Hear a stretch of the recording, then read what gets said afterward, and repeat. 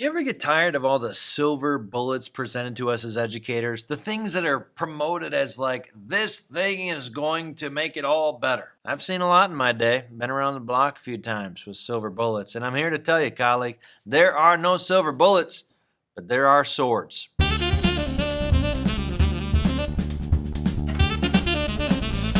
So since I started my career in 2006, I've seen a few things that just become an obsession in education. And everywhere that you go, the social media, the Ed Week, the Edutopia, you just see this stuff mentioned again and again and again and again. Some examples would be like close reading. When the Common Core came out, the very first anchor standard in the Common Core was reading anchor standard number 1, and it was about being able to closely read a text and analyze it. And because there was all this like fear and concern about this new set of standards, it started to be really common to see books and articles about close reading. I even wrote a few myself. But I hope what differentiated mine from these others is that I was not putting forth close reading as this end-all be-all thing. It was an important learning strategy that helped you to understand what was going on in the text a bit better. But just like any good diet or any good exercise regimen, it's not something you should do constantly. It's something that should be mixed in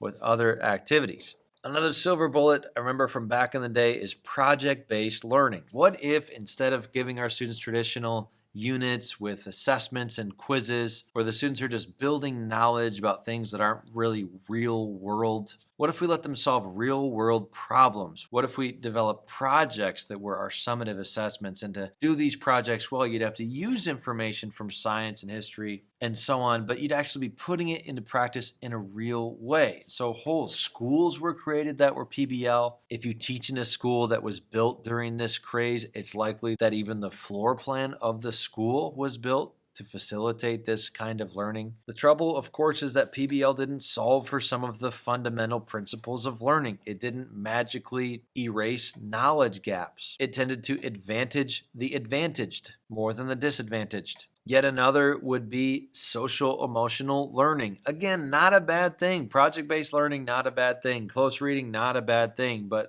these things get so much hype and buzzwordification energy around them that schools and institutions can become tunnel visionedly focused on them and forget the fact that, yes, you want your school to advance social and emotional growth in young people, sure. But your school better be darn sure it's advancing academic growth because no one else is going to do that. If I teach a student Sammy and Sammy lives on a street in our town and goes to a community organization and has had teachers all through his career and has parents and cousins and aunts and uncles, and all of these people are going to be contributing to Sammy's social and emotional learning. But none of them are going to be contributing to his learning world history this year with me. So I can't lose sight of what my core job is, even as I try to be informed by principles from social and emotional learning. Okay, Dave, real negative with your video here. What are you just going to be a pick-on guy? You a pick-on guy now? You pick on people? Is that what you do, Dave?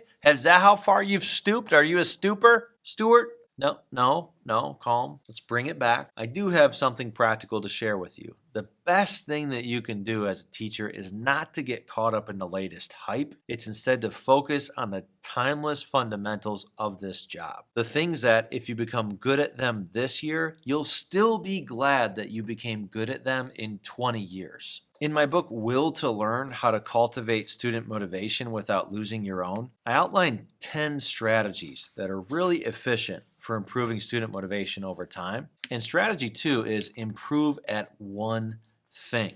Rather than trying to get better at a bunch of things, improve at one thing. But I think my favorite part of strategy 2 is that it includes this graphic of 8 high-yield areas to focus on as you're thinking about improving at one thing. These are not fad-based areas. It's things like basic effective lesson preparation, classroom management, working well with adults, understanding how people learn.